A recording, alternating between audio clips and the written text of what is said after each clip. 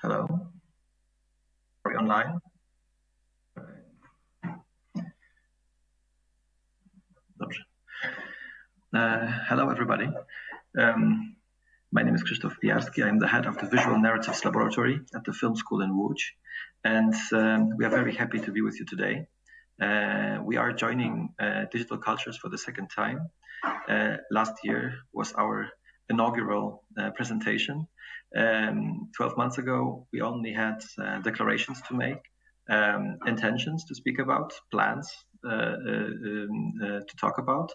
And this meeting today is all about what we have achieved and done during this last year, which proved to be very difficult considering what is going on in the world at the moment. But I think we have done quite a few things nevertheless. For those who don't know us and who haven't heard about this initiative as of yet, I have prepared a short presentation just to walk you through who we are, what we do, and why we are here. And then we will continue two presentations of the individual studios that are active at the lab and their program and the research they have been doing. So the Visual Narratives Laboratory was established last year officially at the Film School in Łódź to explore the new forms of visual storytelling that have emerged out of film, or as we see it, out of film, in the contemporary world, and to be part of a transformation that is going on in the world at large. And the film school would like to be part of that, because what we have realized is that while we are very good at making films, and which is fantastic, film itself as a medium has been changing and evolving, and new modes and forms of visual narration have emerged, such as cinematic VR or augmented reality experiences, interactive narrative forms, and these are the things that we would like to explore. It is a media lab.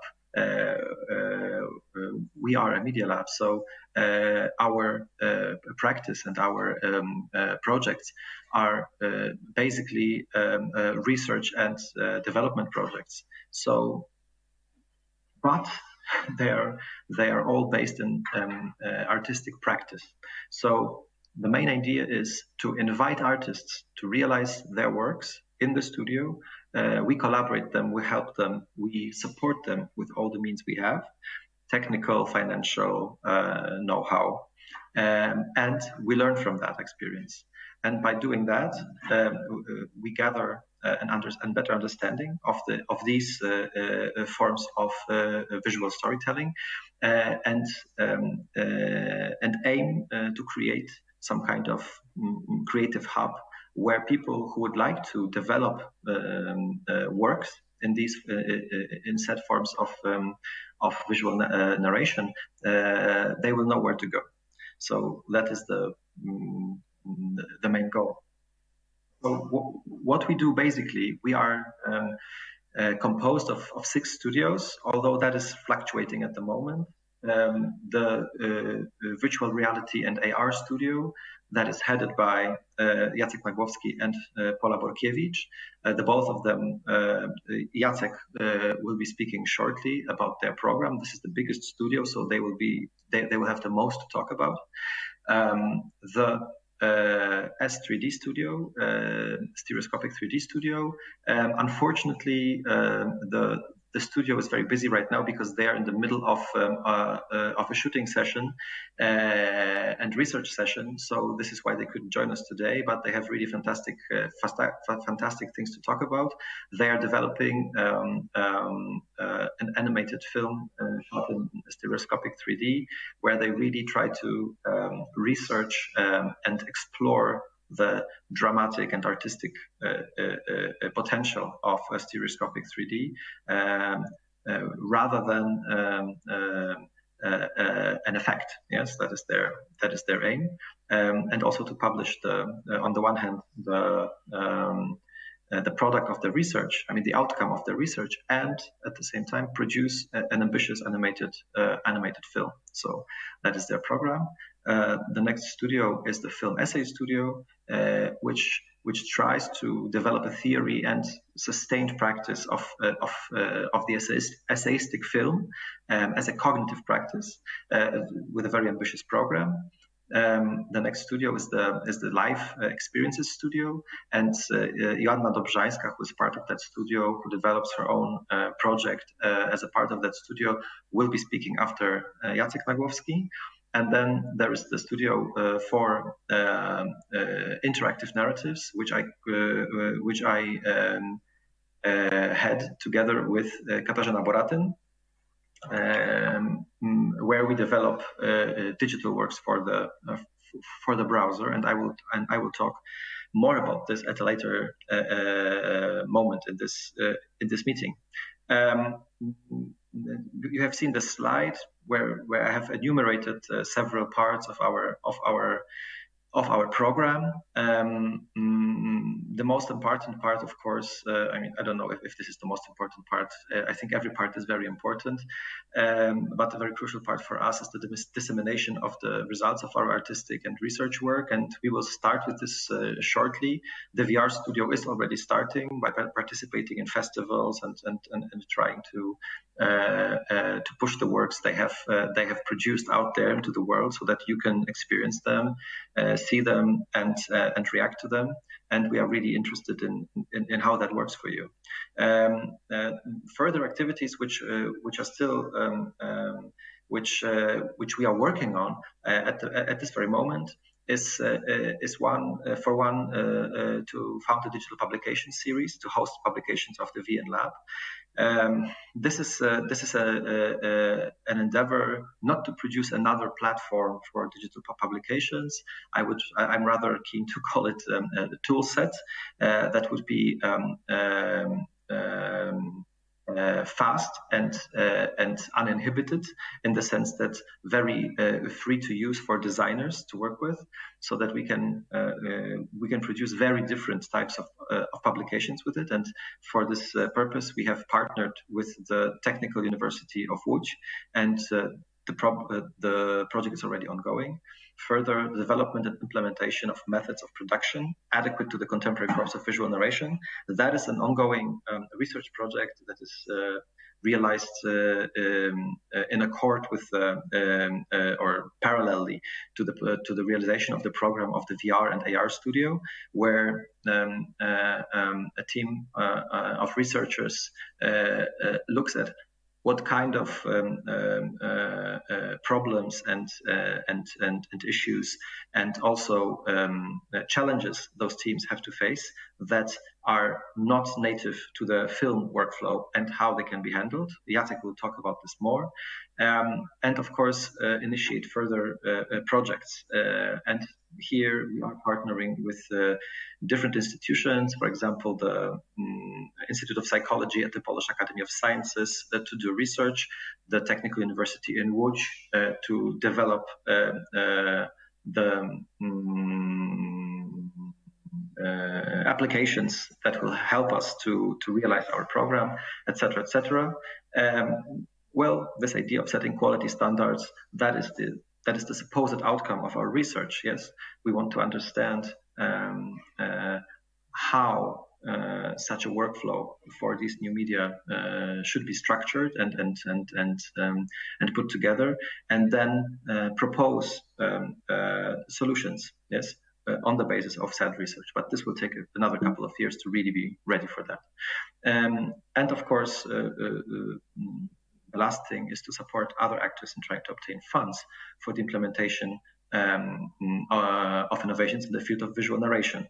That is also something that we hope to be able to realize at some point when we have matured as an institution. Because at the moment we can still, I think, define ourselves as an institution in the making, or an emergent institution, an emergent entity, where everybody still is kind of trying to find their place and realize what kind of tasks they are about to do. One important thing, we are funded by the Ministry of Science and Higher Education. It's a part of the Regional Initiative of Excellence, which is an initiative to fund small universities or small schools that are excellent in a very specific field. And so we have built on a history of excellence in visual storytelling in the medium of film, and this is what we are trying to develop. Before I end, a couple of practical information. So I am Krzysztof Pijarski. I have co-founded the lab with Krzysztof Franek, who is now the vice dean of the film school in Łódź. The chief coordinator of the project is Katarzyna Boratyn, who also runs the interactive narratives studio with me. But there are more people who are involved in this project. Let me just tell you about Piotr Matysiak, who is the head of the stereoscopic 3D studio, Kuba Mikurda, who is the head of the film essay studio, and Anna Zarychta, who is the head of the research part of this lab. And I would like to invite you to the subsequent presentations. Now Jacek Nagłowski will speak about the program and the projects of the VR and AR studio at the Visual Narratives Laboratory. Thank you very much.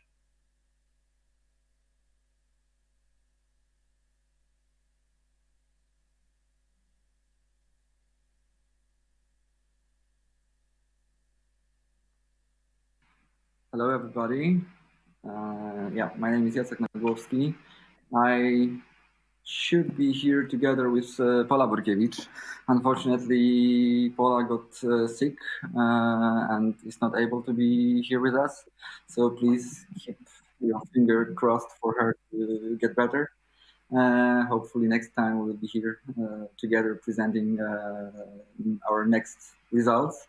And today I would like to present you what we are doing, what we've done till now from the start and where we are heading to.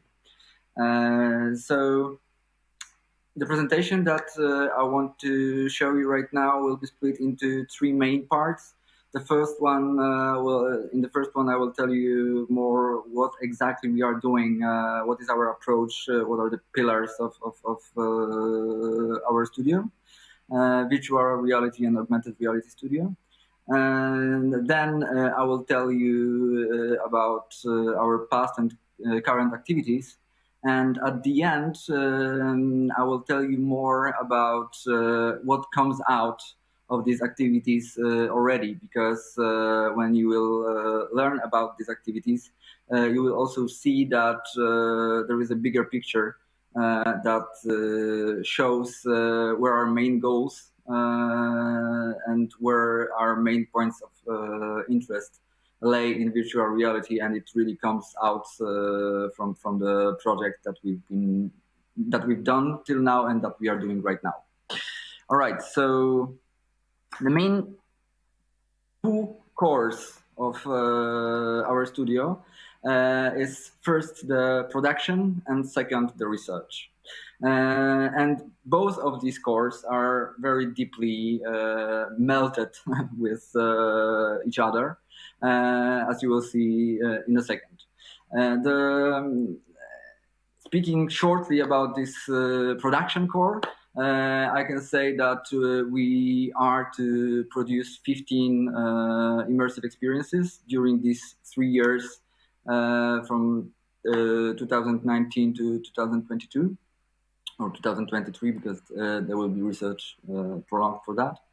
And these are mainly virtual reality experiences of many, many different kinds and many, many different sources.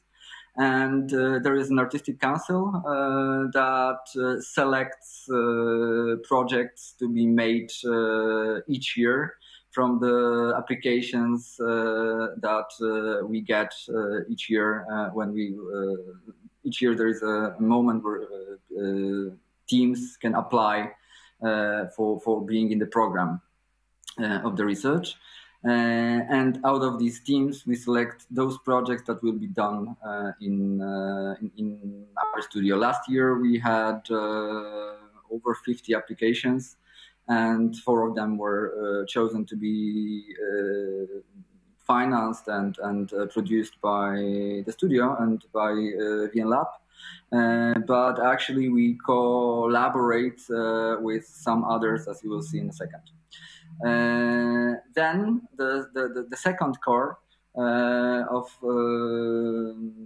the studio is the research program, and because this is all practice as a research, so actually already the process of production and of creating on the development is already also a research. I will tell you more about the 3 pillars of the research that we have. And all the works that are made in our studio are the objects of the research, and we cooperate with the audience, we cooperate with creators on that research on many levels. And we research both, as well the artistic means of expression and technical and productional means that we can develop. And on the other hand, how the audience reacts on these experiences that we produce, and not only on their conceptual level, meaning interviews, but also on their physical level. So electroencephalography, psychophysiological measures are involved in that, and it gives us a big picture on how the means that we use really impact viewers of the experiences that are produced in the studio, and gives us a lot of knowledge and insight about how the immersive experiences work. Speaking a bit more first about this research part, because a lot of it will be told about the production part in a second. Regarding the research, these 2 pillars, which are deeply binded, as I say, are also guided by 2 of us. I mean, Paula is very deeply focused on the research part, and I'm more linked with the production part of our studio.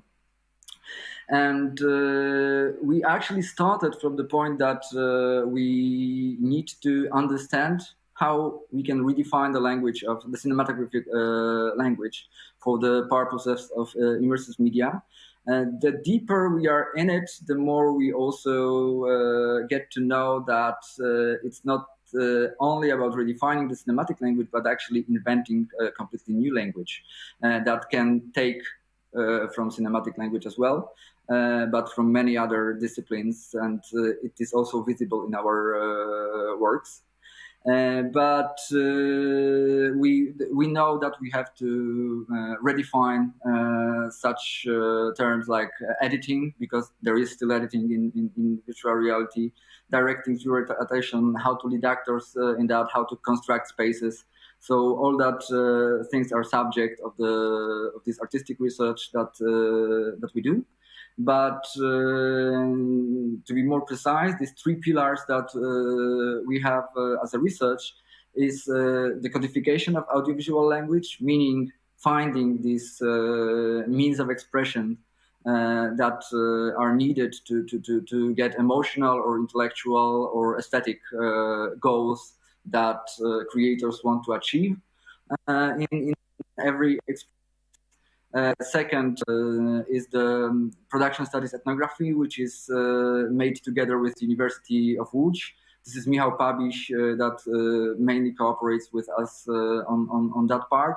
And we interview creators on many different stages of production. What are their main problems? What are the solutions that they used to conquer these problems? And this is on all the 3 levels, like artistic level, technological level, and productional level. And the third pillar of the research is audience perception studies. And apart from interviews with the audience, we also do these psychophysiology tests that allow us to get as much data about the audience reaction as it's possible, so we know if our assumptions regarding the means of expressions are correct and if it really works as it's intended. On this research part, we cooperate with University of Łódź. We cooperate with Institute of Psychology of Polish Academy of Sciences, and with and as Krzysztof said, we are supported by Ministry of Science and Higher Education in Poland. And together with our partners, we develop the ways how it can be done. You can see two examples of the research on psychophysiology in virtual reality. We have it here, so yeah, all these tests are conducted right now, and I will tell about it more about some details of it in a second. So this is about the research part, but regarding our current and past activities, and this will be mainly production part, I would like to tell that 2019 was our pilot year. We had half a year to produce 3 projects. This is Nights by Weronika Lewandowska and Sandra Frydrysiak. This is a 6 Degrees of Freedom project. 6 Degrees of Freedom, for those who are not familiar with all these new terms, means that, and I will use it a lot, so I will explain it, means that the user can freely move in virtual space. So it's not only that he can look around, being immersed in that space, but he can also walk, he can interact with objects very often. And the level of immersion is very deep, but these are actually only experiences, or mainly experiences, that are created or they're generated in the computer because it needs real-time rendering. Also, last year we made Deep Dive by Miłosz Hermanowicz. And this is 3 Degrees of Freedom experience. This is really cinematic experience. It was recorded on a virtual reality camera. And 3 Degrees of Freedom means that you can look around inside the VR experience, but you cannot walk inside of it, or very rarely you can interact with some objects. The third experience, because the idea is, and the program was that Pola Borkiewicz and me, each year we also do our experience on the same conditions as all the other participants. Therefore, we are on the same level. So the project that we've been developing last year is City. I will tell also about all these projects in a second. And this is also 3 Degrees of Freedom experience. We made a prototype last year, and it is still developed this year.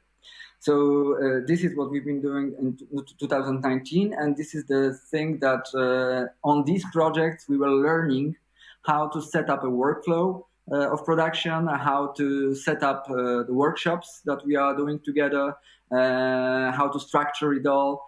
So these 3 projects were actually our test projects to figure it out, so we could apply it this year and next year for the another projects that we that come to us as applications and that are selected by the Artistic Council. Also, last year was a pilot project for our research. And regarding that, our subject for the research, or object of the research, was Whispers, that was directed by Patryk Jardanowicz and me. And on this project, which is still in the process of researching, On this project, we've been developing the ways how all these three pillars that I talked about can be conducted for any other experiences that are produced in our studio. So this is Whispers. This is the experience that was that had premiered in Venice last year and got several awards after it. And now people who are subjects of the research are watching it and are measured, and this gives us the clue how to work with other experiences regarding that. Now we have 2020, and this year we produced 5 experiences already. I will tell about each of these experiences more in a second, but as you can see, 3 of them are already 6 degrees of freedom. So they are mostly generated in computer. Somebody About You is 3 degrees of freedom, and this is rather cinematic experience. And City is continued to be finished this year, and Mirror World as a 6 degrees of freedom is started, which is actually also kind of continuity of the city. But apart from projects that we make inside our studio and that are selected from these projects, we also have 2 other kinds of production activities. And the first one is co-productions. We actually we entered 2 co-productions this year. The first one is Dancing Letters by Anna Zoll and Marczyk. This is the production of UDC Creative Technologies. This is the project that is financed by Polish Film Institute this year. And you can see some artworks regarding this project. This is a project about dyslexia, and it shows how to cope with that. It shows how it looks like to be and how it feels like to be a dyslexic person, and how you can cope with that. So it brings understanding of that pretty important subject. The project, as I said, was financed by Polish Film Institute. It was developed in Biennale College Cinema in Venice, VR. And it was also presented on Unity Summit. It was selected for presentation on Unity Summit because of its artistic potential. So yeah, it's very promising, and we are happy to be part of it. And second project that Lab is co-producing is The Man with the VR Camera. This is the project produced by Centrala. And this is also the project that was financed by Polish Film Institute. It also got financing from Creative Media. And it's a three-party co-production because it's a Polish, French, Germany co-production. We hope that it will be also a very promising project to participate in. And so this is the co-productions is the second kind of productional activity of our lab and of our studio. And also, apart from that, we support and collaborate with experiences that were not selected for financing and production this year, but that we also find it interesting, very interesting, and that we are happy that we can provide at least some support in terms of knowledge, in terms of actually. These projects are 3 projects by Wojciech Olchowski that are linked together as inhibitor. Sector is already made. This is pretty interesting case study actually because Wojtek came to us with Sector, which was 360 2D project, and it was made last year. But while being with us and participating in lab, he then developed it into 2 other parts, factor and vector. and it really is visible how the technical language, how the artistic language, and how productional possibilities opened for this project is because Factor is already, from the technical point of view, it's 3D project. Vector is already 6 degrees of freedom project. So yeah, it is all about possibilities that opened up to really develop the idea he had. Dionysos by Paweł Passini. This is the theatrical project, and this is the recording and transformation of the theatrical project to virtual reality. We were just supporting it with some of our advice regarding that. But Mimesis, and from my point of view, Mimesis by Marczyk, and from my point of view, directed by Monika Masłoń. These are projects that are made like in relation to lab, and we try to sit with both our knowledge and our as much as we can, and we also are happy that we can participate in that. What is very important right now to finish up this timeline, like 2019, 2020, is that soon we are going to announce the recruitment for the 2021 for projects, and the 4 very important. All the details will be published on the website of the vnLab. But the 4 more important issues are that who can apply is the team of the director and producer, at least director and producer.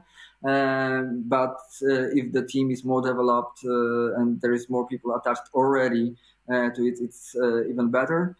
We need to get the package of information about the project and the team, the main idea. And the limitations are that the project has to be made in the budget of 100,000 zloty, because this is the budget that we can offer for these projects. And eventually, if it is higher, it can be possible as a co-production, but there has to be additional financing eventually from the outside for this project already confirmed. Or expected. And what we provide, apart from the money for the production, is the equipment and artistical, technological, productional guidance of the studio for these projects.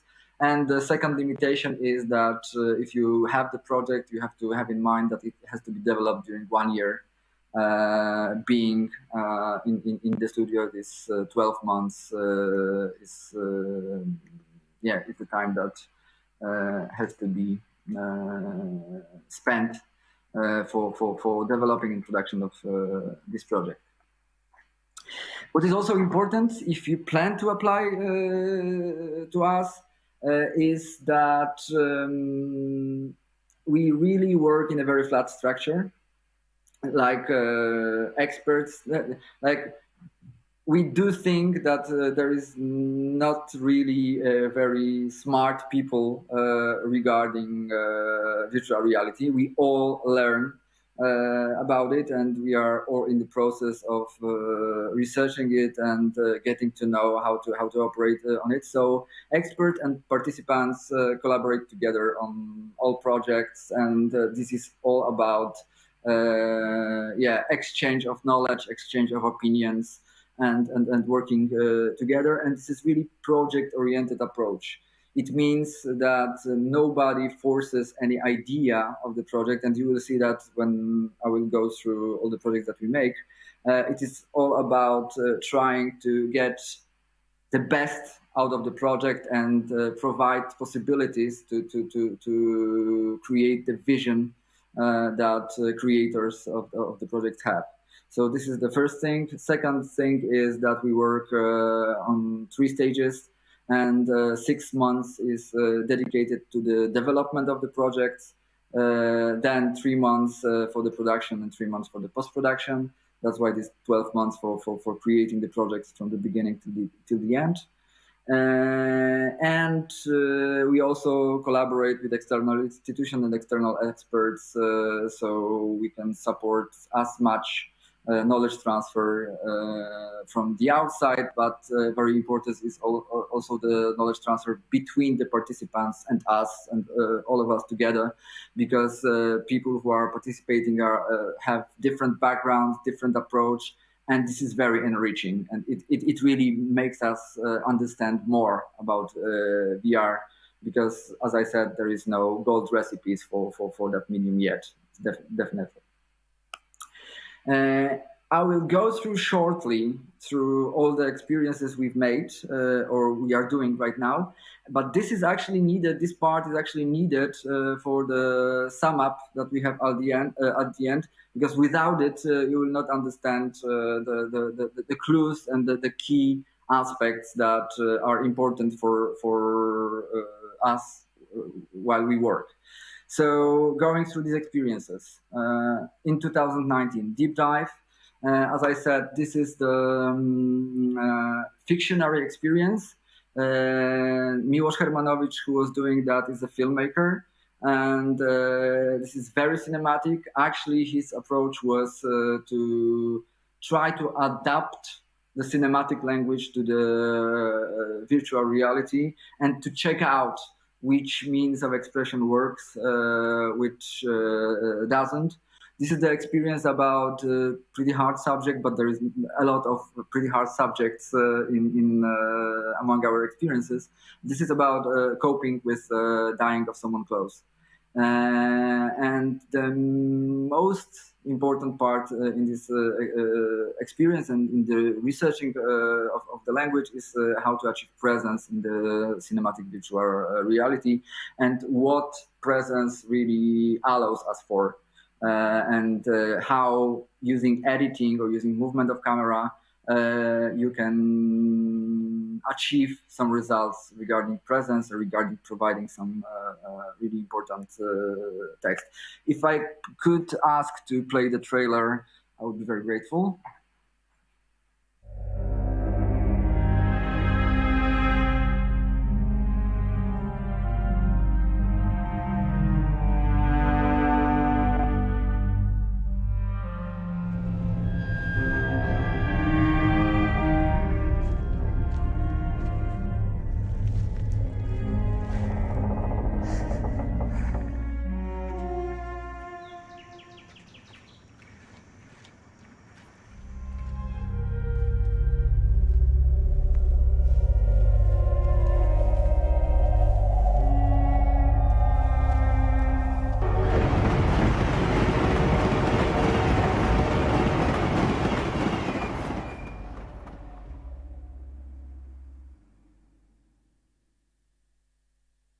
Thank you.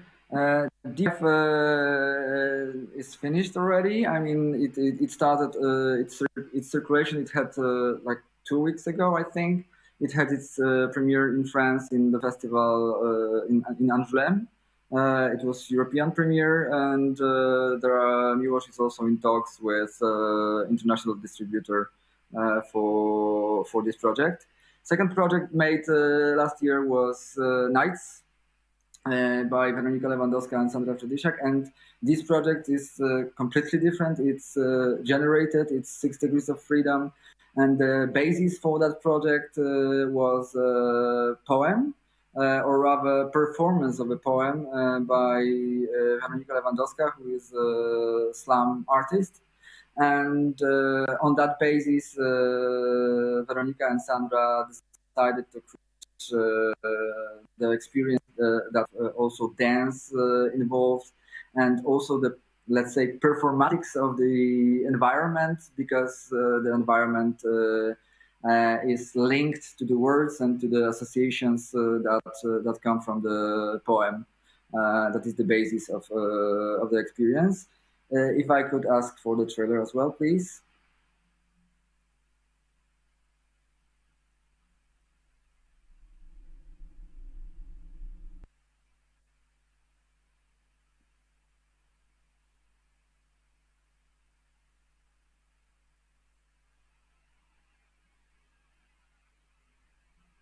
I think it already started to start. Okay. It starts. Yep.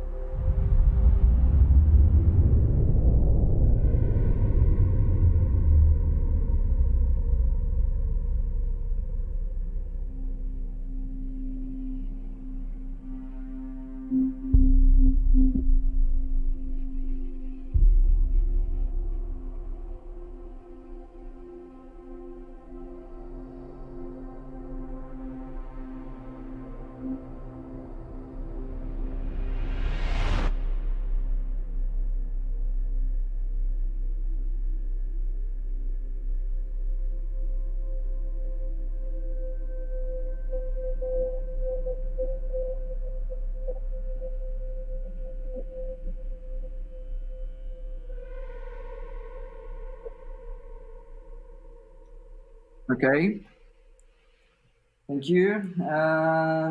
And the third project from 2019 was City, the prototype that we made last year. It is finished now. It's developed into the full experience, and this is the experience that tried to be the let's say it's based on the genre of city symphony. So it is based on the structure of the symphony and tries to depict the city as it is right now, which is actually a blend of material and digital, and the relations between the material and digital in the city, and how it works, and what comes from out of it, and how what is the relation of the people to these two aspects of modern cities, is the main subject of City, which is made in mixed techniques, but right now it goes more and more into the digital creation of the environments and elements that are used in that. Regarding the project from 2019, I also told you about sector, and briefly about that. Sector is the experience that is very involved, and all that three are very involved into environmental activism. And this is the 360 experience, sector is 360 experience that where Buto performer actually creates the story with his dance and with his body regarding our relation to the nature. And as I told, Wojciech is developing that into two next experiences, which are more advanced productionally and technologically. Memesis, which is produced this year by Marta Gietz and Marcin Kosakowski, is completely surreal 6 degrees of freedom experience generated in computer. And it examines, let's say, our relations to environment and to the object in virtual reality. Then, from my point of view, by Monika Masłoń, is also a project that is a hybrid project, which merges 360 3D video, but also very transformed with digital creation and with game engines. The subject of this project is examining the perception of the viewer. There's a lot of very strange happenings in that experience, and that question our body, that question our perception in virtual reality. Now, projects that are made this year inside the lab. The first one is Self by Patryk Jordanowicz and Tadeusz Chudy. And this is the experience that try to makes us understand people with different mental disorders in a pretty poetic way. This is also a hybrid project which merges 360 video with computer-generated graphics and with 6 degrees of freedom environments. Very open for interpretation, and it is done together with Polish Association of Psychiatrists and together with patients and with doctors. This is the co-creative projects where patients are really involved and into the process of creation of self. These are some stills from this from some parts of the experience. And then we have Dead City, which is the project by Krzysztof Rudziński.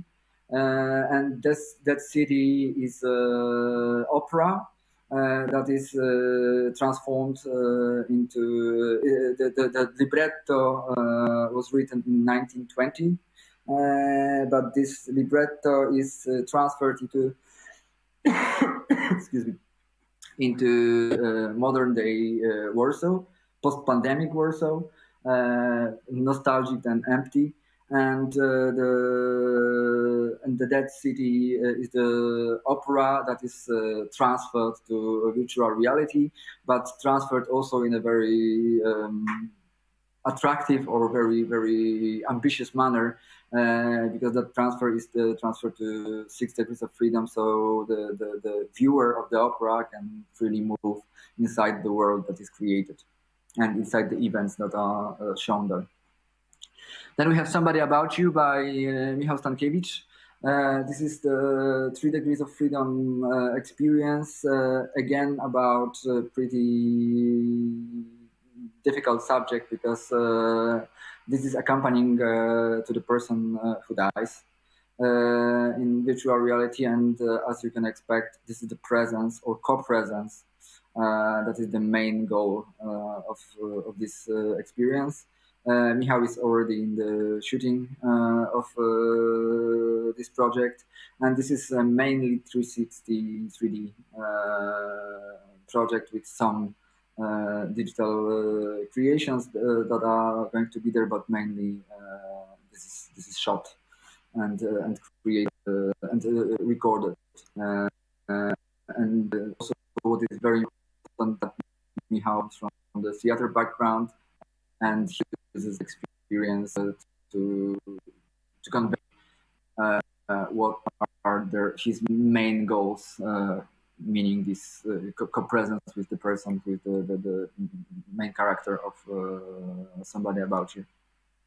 Then we have Blast of Invisible Relations, which is completely other side of the project, by Ksawery Kaliski and Piotr Ceglarek. Also, a lot of that project, I mean, and they are entering the post-production phase right now. And Blast of Invisible Relations is the project that is based on Steve Reich drumming. It's based on, but it looks for how to provide the understanding of the music to first to regular audience, but also to melomans, how to provide them completely new experience of that music, which is experiential, which is visual, and which is also based on sound. What is pretty interesting in this project is that these photos you can see here, these are photos from the, let's say, shooting period, or I would rather say gathering data, because they collected really best artists and best musicians that we have in Poland, also internationally renowned. And they recorded them in every possible way. I mean, of course, the sound of their performance is recorded of each of the musicians, but on that they are from all the cameras all around, so it gives an opportunity to create volumetric video or any kind of transformations of volumetric video. They are also captured. So all their movements is very precisely as data captured in this project. And there were also to connect sound point. All that data will be used for each musician will be used in the project. So it's a really, really huge effort. And there is a lot of data to go through, but the first results we've seen are really mind-blowing. So I hope the final result will be very interesting for all of you also. So these were all these projects that we've made, and now I would like to sum it up and to show up key aspects of our work. So you've seen that these projects come from many different sources. Many disciplines are involved. There are also of course projects that come from the film, which is Deep Dive, which is City, which is also Mirror World, and this is that kind of thinking that we bring into the pot. But also Self comes from the exhibition. That was the exhibition in the psychiatric hospital in Babice. That was the initial point of idea, the whole experience, and this is the huge transformation of that experience into virtual reality that initiated this project. Then we have poetry and dance as a route for Project Nights. Then we have music. That is the route for Blast Invisible Relations and for that city. But also that city as an opera is very close to theater. And Somebody About You is the project that comes from the theater background. But it's worth to focus on that for a second. Because actually you would say that Somebody About You is the meta virtual reality project already, because coming from the theatrical background, going through virtual reality, it really tries to thematize, to make a subject out of VR itself. What does it mean to be present? This is very important. How spatiality and distance works between people. And these are what is the narration is the also subject. What is the narration? What is the presence of the narrator is also the subject of this experience, and therefore these subjects are actually crucial points of virtual reality. So it's a kind of really meta VR project that we are developing. But as you see, many different sources: poetry, dance, music, theater, exhibition, opera, film, and from all these sources, from all these disciplines, we are trying to get the knowledge to get the most out of virtual reality. Second thing is conventions. You can put all these projects in a kind of a line. It's a spectrum from, if we would put it into literature, we have a prose, and Dancing Letters is very deeply on the ground project. It really tries to convince, to provide the understanding of what dyslexia means. But then we have Deep Dive, which is something we would, which is completely narrative, but something we would already tell that is poetic prose. It's the same for the Dead City. There's a lot of metaphors, a lot of associations that are not obvious for regular storytelling and for prose. But then we have 4 projects that are much more poetic.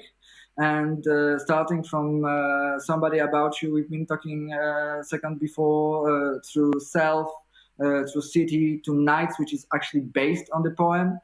We can see that there is no regular telling, meaning that there is no chain of events, there is no cause and effect relation in the story, but this is all about different kind of relations, different kind of associations, emotional, aesthetic associations that are guiding us through the experience.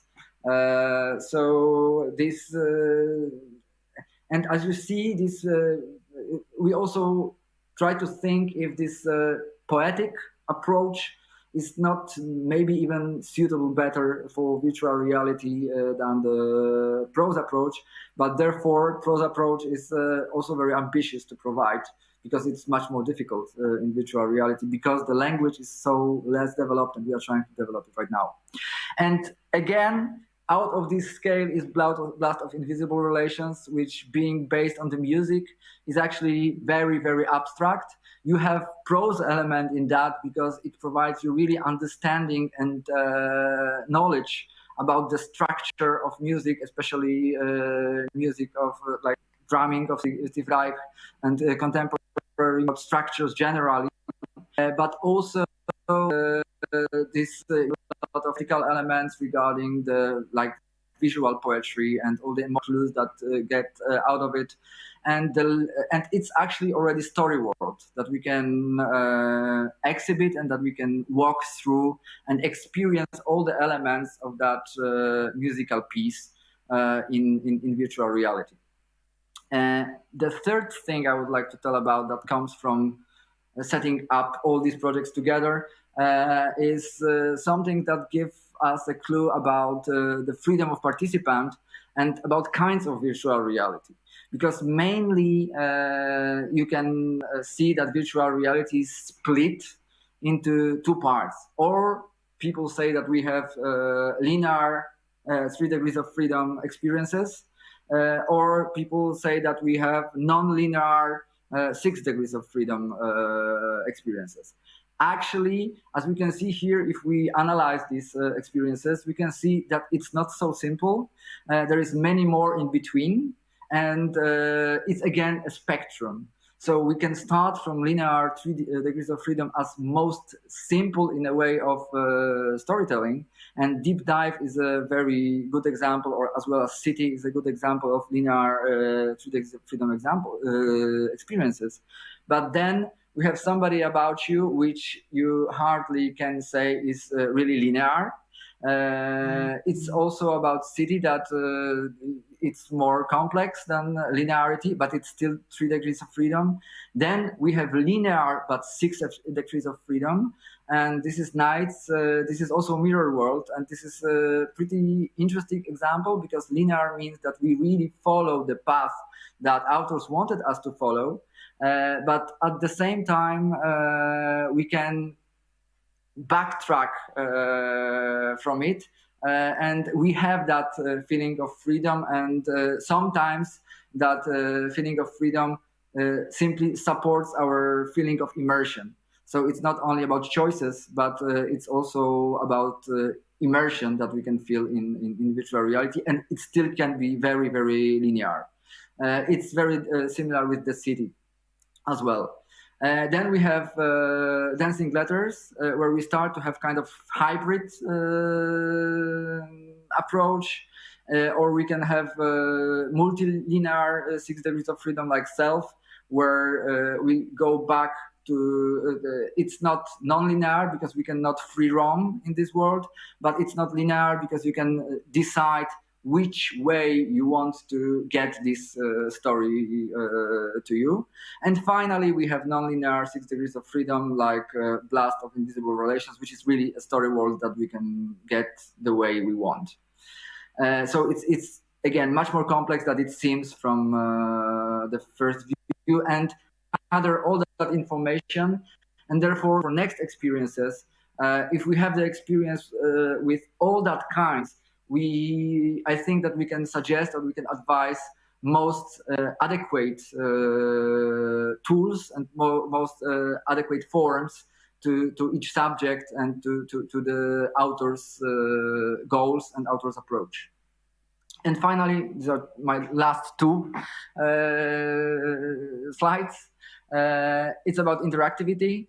Again, mostly people think that it's passive versus active. And again, among these experiences, we can see that we have all the spectrum. So we have city, which is completely passive experience.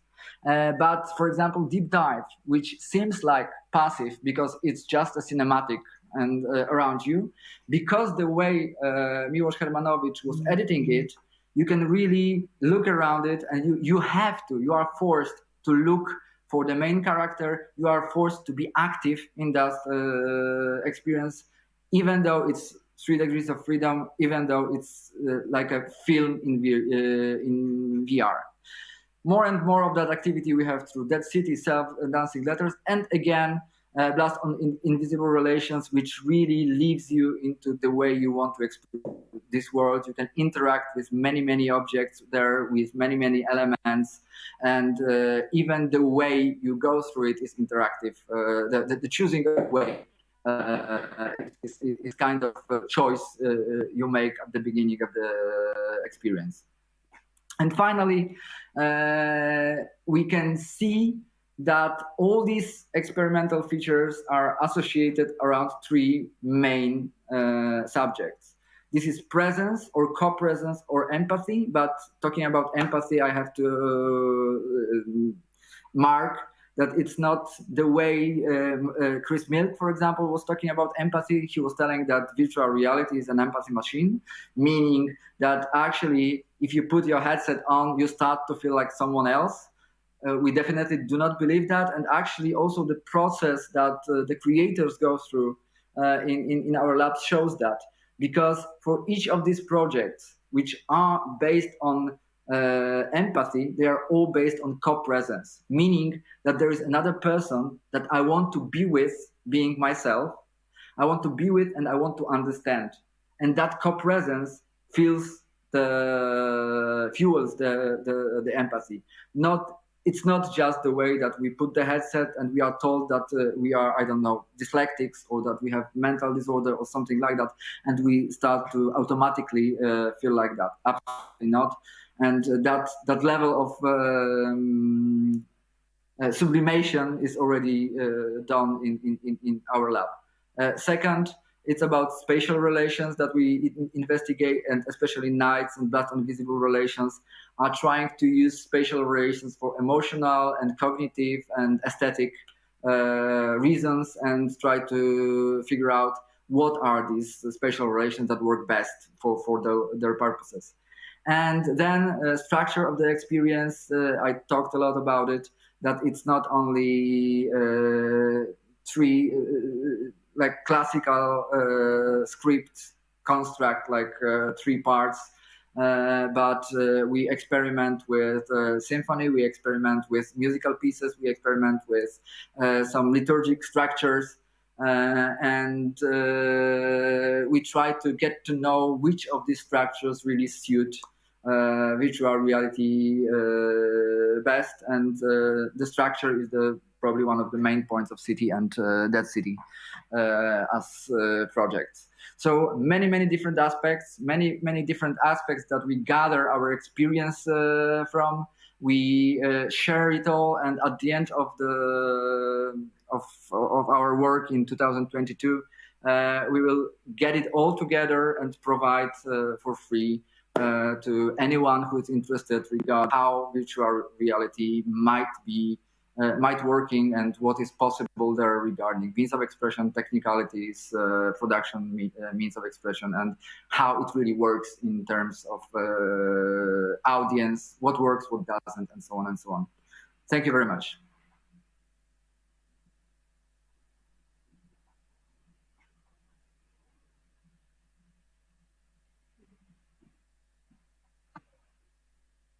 Am I speaking right now? Okay, thank you, Jacek. Let us, I think we are kind of, we have catapulted ourselves beyond our time slot. There is one question that is directed at you from one of our listeners, and maybe there will be time to answer that one question. It goes like this. Were there any AR projects produced at vnLab, or are all productions made as VR experiences so far? Okay, so far we are focused on virtual reality. It's also for technical reasons. We are named Virtual Reality and Augmented Reality Studio. But considering technical limitations of augmented reality, we decided not to step into that right now. And we hope that maybe next year or the year after, we will get into augmented reality as well. And there will be some projects applied for augmented reality, and we can try to put our hands into that as well.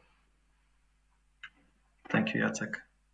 And now I would like to give the floor, or maybe the camera, to Joanna Dobrzańska, who will tell us about her projects in the Life Experiences Studio. Hello, Joanna. Hi, hello, good morning. So yes, I'm sharing my lab with Wacław Miklaszewski, who is responsible for all the things connected with the theater and the actors. But the aim of the research project, a system for immersive recording of the events live VR, implemented at the Visual Narrative Laboratory, is to study new technology as a medium. It means to create the immersive concerts experience thanks to the attempt to record the musical performances in VR technology. In order to find a corresponding way of talking about music, the musical experiences will be created that will allow to the viewer to take a part in the concerts in the complete and attractive way. Maybe try to recall the concert that made a huge impact on you, to which you would like to come back over and over again and relive it. Obviously, there are beautiful recordings of the concerts and the music videos that we can watch over and over again, but immersion, which new technologies offer us, allows to feel the same emotions fully and to feel present at the same place once again. I would like to also underline that as part of the project, not only simple 3D recordings of the concerts will be created. Its purpose is to find an original and interesting way of presenting music that will be innovative every time and which will offer much more than just a standard participation in the live event. So this technology is the way to find the new audiovisual narration of the concerts. Last year we made 3 such recordings, a solo recits performed by Alek Dębicz, a vocal duo of Aleksandra Węglewicz and Piotr Kosterkiewicz, and a quintet performed by the students from the Academy of Music in Łódź. All recordings were made after a detailed analysis of the views of the participants in the workshops. The workshop group consists of the directors, cameramen, and editors. And the recording were made to check whether the multi-camera recording used in the recording of classical music is necessary, or perhaps it could disturb the feeling of immersion, which is the key here. Because sound always has to follow the picture. I mean, if the perspective of seeing changes, so should the perspective of hearing. So may I ask for the sound example now?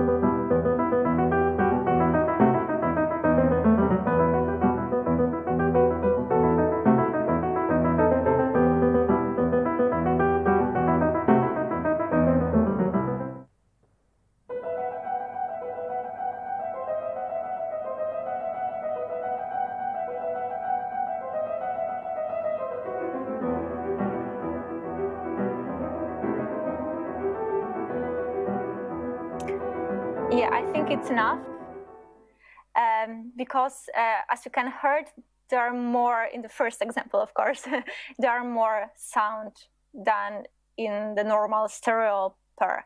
So does this distant sounds bring us closer to being less? I think the proximity of the sound allows us to feel close. Should classical music broadcast made using one camera to deepen into music only and somehow sit in the audience, or rather sit on the stage, or should it be like in the standard recording but in 3D in VR? So the similar issue is discussed in the case of the production of the Fryderyk Chopin Institute Debuts, directed by Bartosz Kruchlik, with VR Heroes and Locomotive. Here, the camera is located in the position in which the pianist head should be, so that a viewer can be a professional musician for a moment. Yeah, the example, please.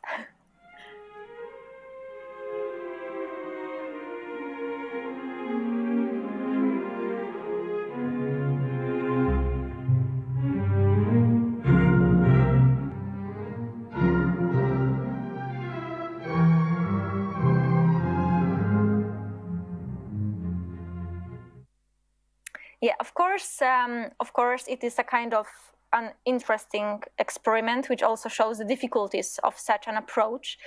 But in the movie, we also try to check the ways to observe musicians from different angles, which works at the case of a features films, but it does not have to work at the concert hall. However, what seems crucial for us is to have the feeling of being there, to feel this atmosphere. And this is how the broadcast from the Chopin competition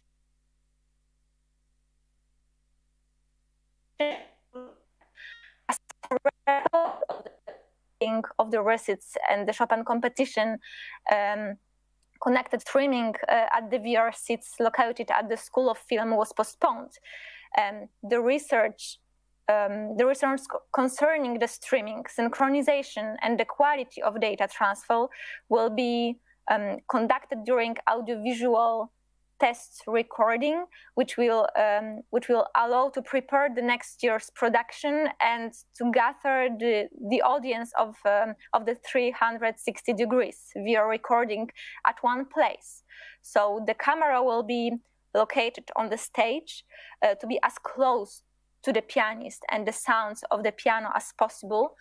And the sound is key here. We collaborate with the best sounds engineers in Poland, like Lech Dudzik, Gabriela Blicharz, Julita Emanuiłow, Joanna Popowicz, and the ambisonic sound and the microphone construction designed for it is directed by Przemysław Danowski. Obviously, the challenging element of such undertaking is synchronization, and all is broadcast at the same time and live.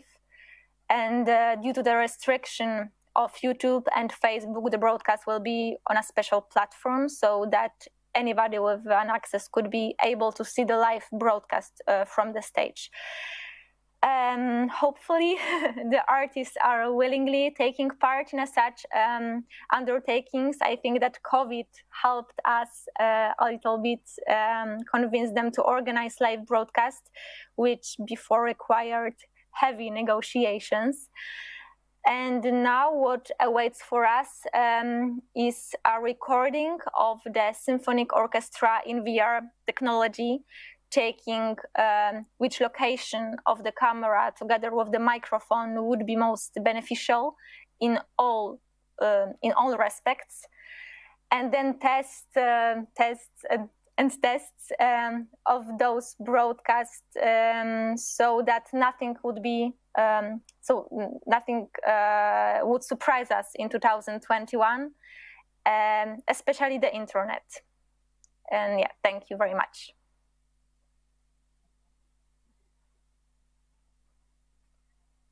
Thank you, Joanna, for your presentation. at this moment in time, we don't have any further questions, so I will proceed right away to my presentation of the Interactive Narrative Studio.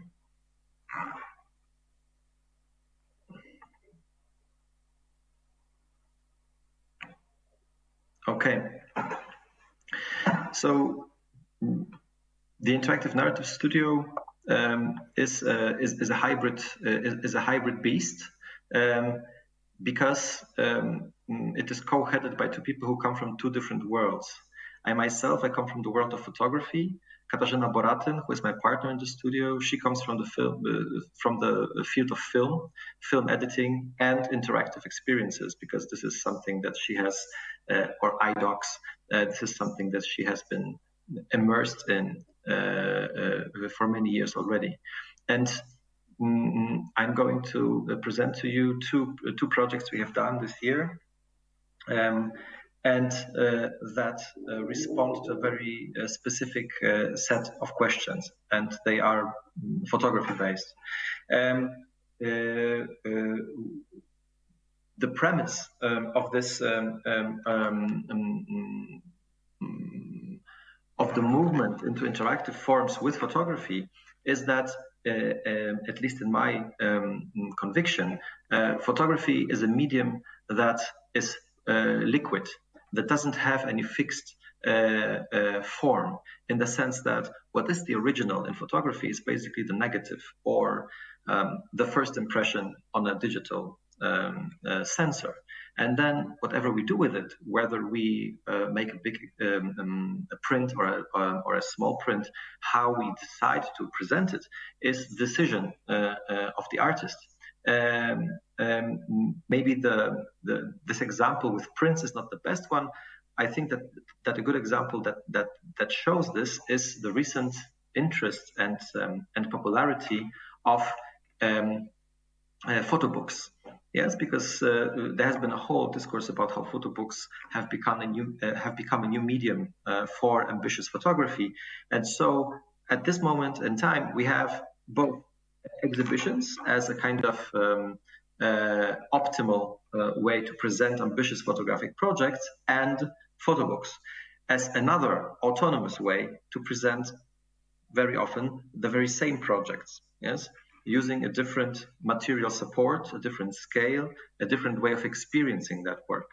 And so the argument is that there's no reason for photography not to be experienced in a kind of primary way in the digital sphere. Yes, whereas especially ambitious photography, or photography that is close to the art context, refrains from the web as a space of presentation, as a space of documentation, dissemination. Of course, that's kind of obvious, yes, but not as a space where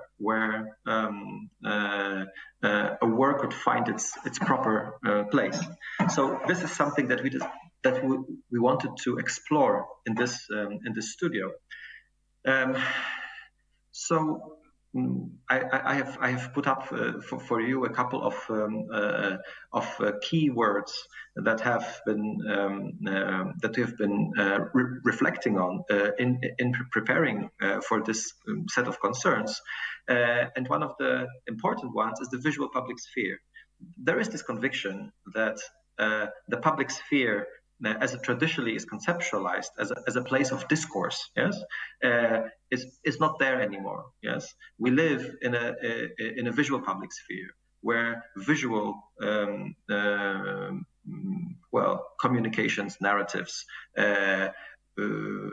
dominate. Yes, or build a new structure. Yes, where people come together, around which people come together. So it would be very important to see ambitious photography finding a space in this liquid space of the digital sphere. Why liquid? The easiest example would be that screens are many. Yes, what is the governing paradigm right now is responsive design. So anything we put up in the internet has to be liquid in the sense it has to adapt to various ways of presenting. And that is something that photographers have traditionally been very afraid of. That, you know, this picture has to be big, this picture has to be small, this picture has to be shown in such and such way. So the way very often photography was presented was trying to circumvent this liquidity. Whereas if we acknowledge that photography as such is liquid, and this is also something that concerns film in the end, then there should be no problem in thinking about how it could be shown, presented, expressed in the digital realm. So what we did is basically analogous to what Jacek already explained in the context of his studio, is that we have announced competitions, and several groups of artists came together, sometimes individual artists, to develop their projects in our studio. The one thing that was important for our studio was that the projects had to be nearly completed or in an advanced stage, because what we were after is not to help people do projects that are from the very beginning designed for the digital realm. What we wanted to have is projects, documentary, artistic projects that are based on photography or film, and that have not been designed to be presented or done in such a way. And then our role was to coach these projects, to help these artists find their own specific form for these projects, not as something that would be the equivalent of what they have already done, but a kind of supplement. Yes, and that's this supplementarity. So the idea, the aim is threefold. Yes, first to go beyond the insularity of the art world, because that is a paradox. Ambitious photography used to be out there with the media, with the mass media, and after the printed illustrated journals faltered, most of ambitious visual storytelling in the sphere of photography has retreated to art galleries, or we don't have to call it that it retreated, but regrouped or found a new space in art galleries. Magnum is a very good example of that.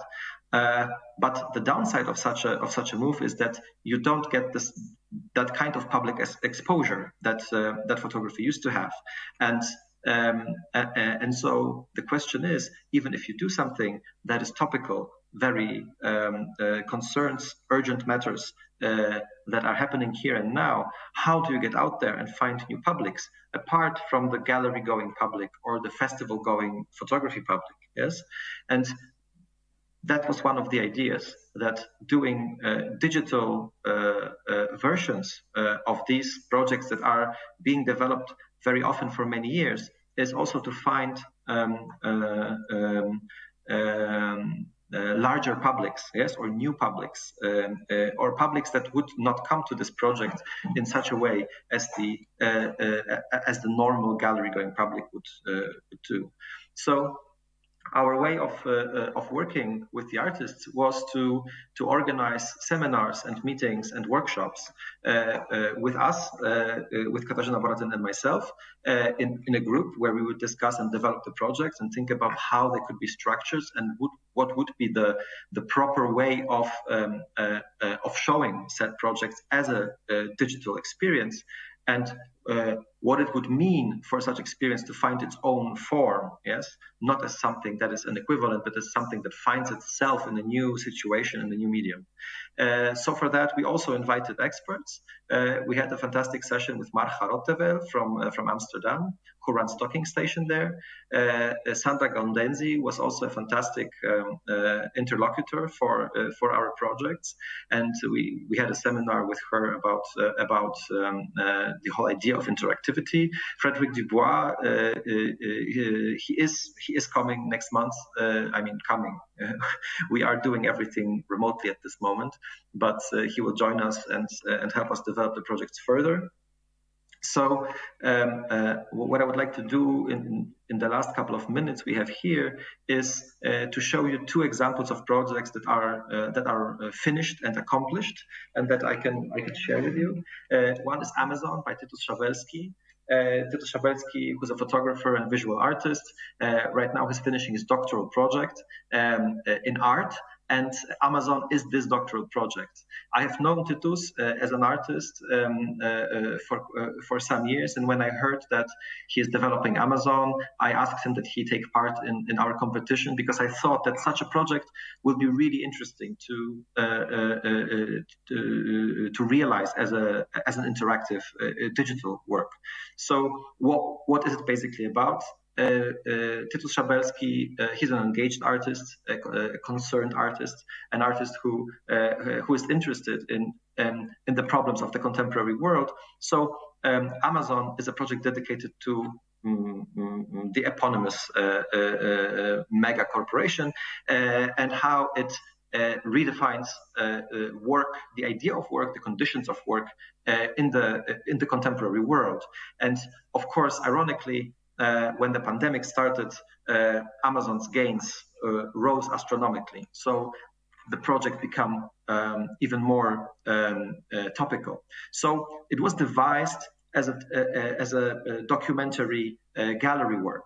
Tytus photographed the delivery centers in Poland, and produced photographs, posters. Those are posters that use Amazon's slogans. So leaders have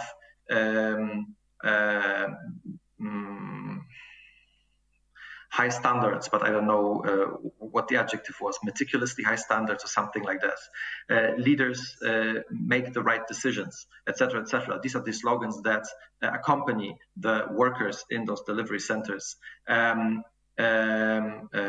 day in and day out, although those slogans are, of course, slogans for management.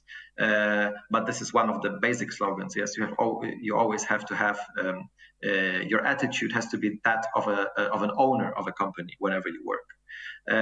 So he has produced photographs, he has produced blueprints, researching patents and designs that Amazon has filed in patent offices to speed up the delivery process, but also to harness the human body, the body of the worker, tailorist style, to make it more efficient and to control every single move or movement the body of the Amazon worker performs in these centers. And that is something that, of course, Tytus was very interested in.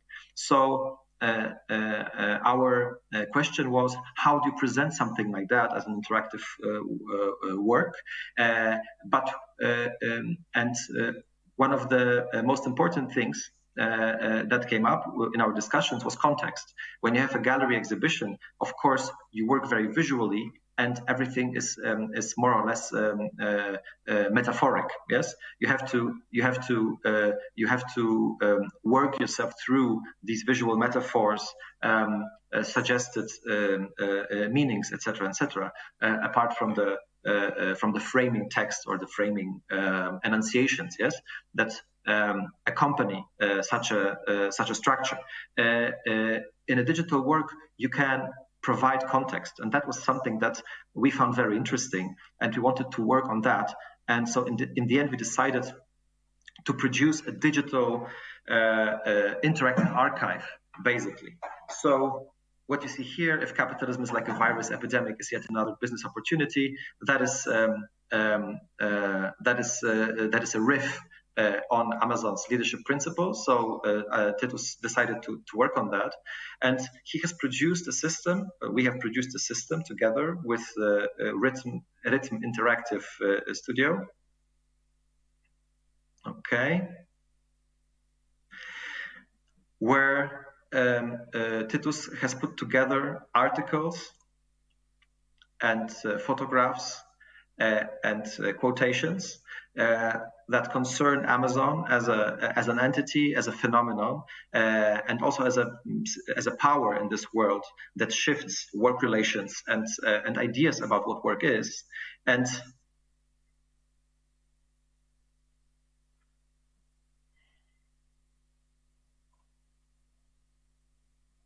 it is something that you can browse through in several ways. One is that through related topics. One is randomized, so basically you pick a card. One is through related topics, and the other one is the context. And there are several contexts. There's a social context. There is the working conditions. There is corporate culture and all kinds of different contexts. I don't know why it's working a little bit slowly. Something is not right.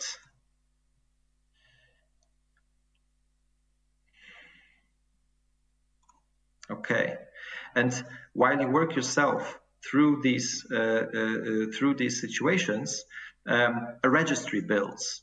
A registry that basically records everything that you have looked at, but it also allows you to download all the materials in original quality.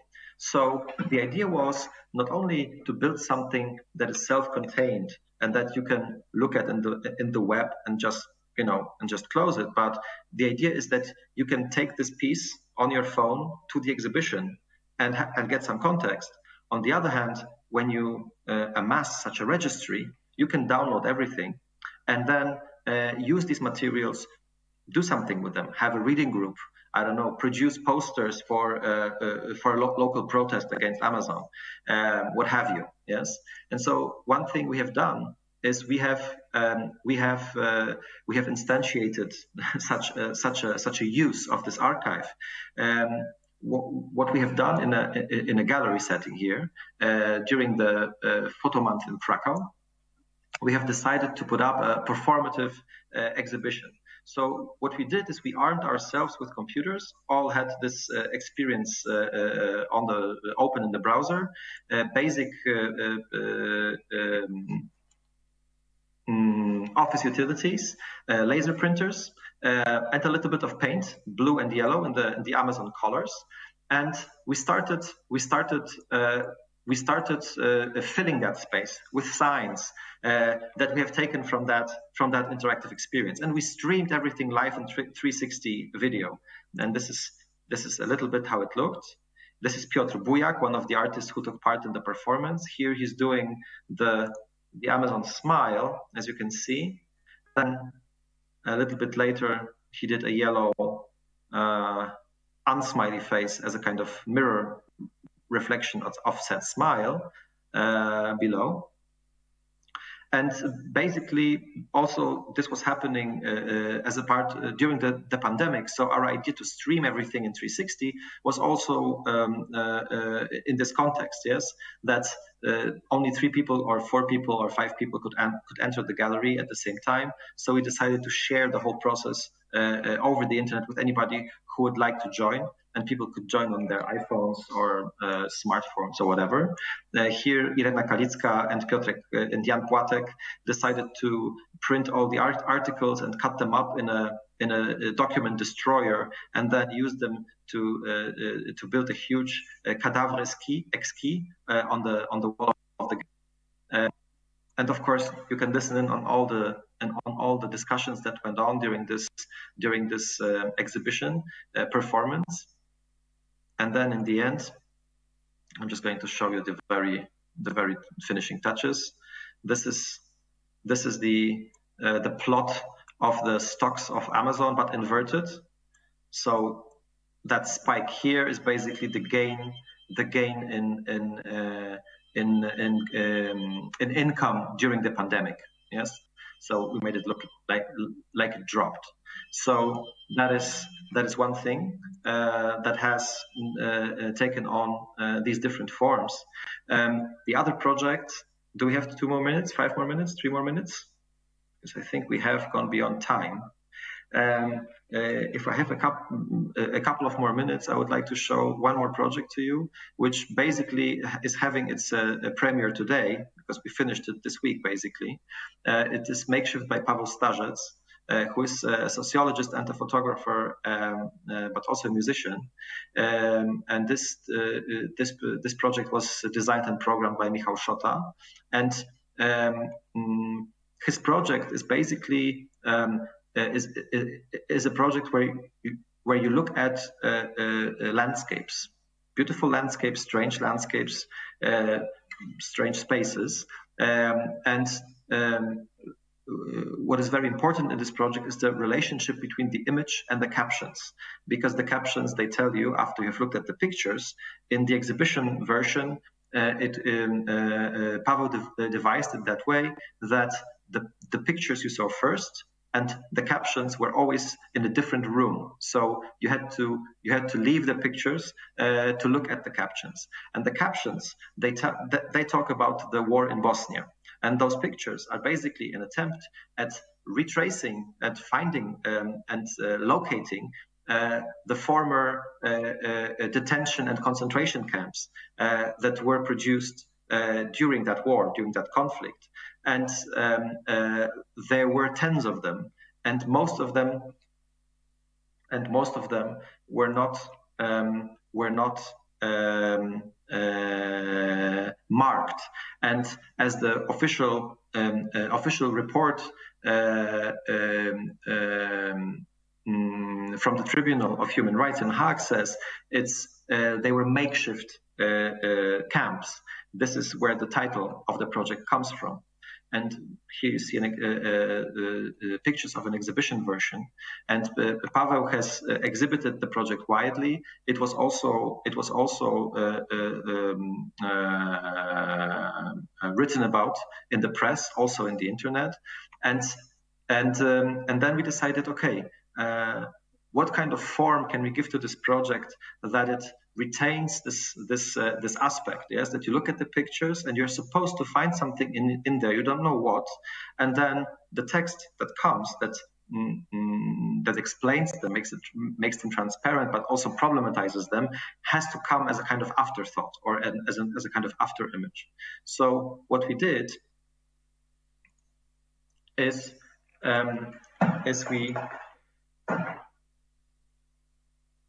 we devised a project where we can always look only at parts of the pictures, and they are in the same scale. So when you look at it on a smartphone, it's even smaller, and you have to scroll through the picture with your thumb, and then you look at these pictures up close, and well, it suggests that you have to find something, but in the beginning you don't know what.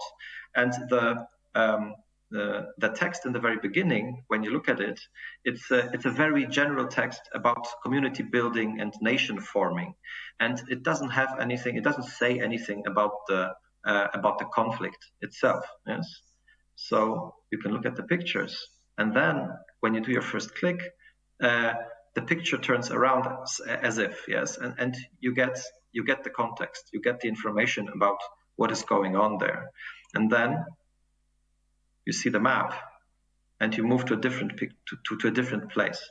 So basically, what you find yourself in is a tour around Bosnia, following the subsequent camps that have been established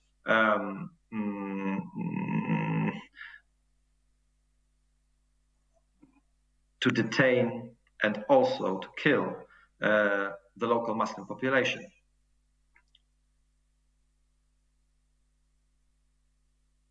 And Paweł, he devised a soundtrack for that piece, which is a track made out of footage recorded on site in Bosnia during his trips, out of television programs, radio broadcasts, conversations with people. So it is it gives you a certain audiosphere. Yes, that is more like noise, but then you find bits and pieces there that come out of that ambient sound and draw you into this experience. And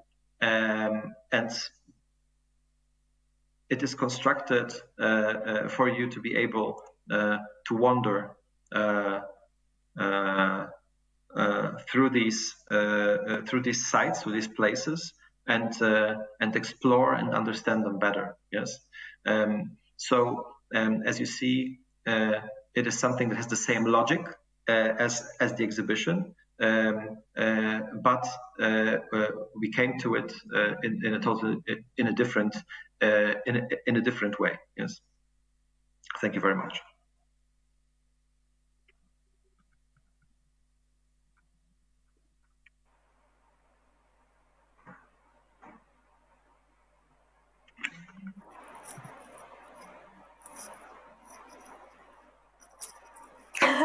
Tak. Okay. Titus Szabelski, who was listening in, just reminded me that the Amazon slogan goes, "Leaders have relentlessly high standards." I'm sorry, I did not remember that. So it is crucial. It is crucial to the project. So there weren't any more questions. So what we can do right now is thank you all for joining us, for listening in, and I hope we got you interested in our activities. And please come back to our site. We will inform about our further activities, and those of you who are interested in realizing their own works with us, please contact us. We are very interested in doing things together with you.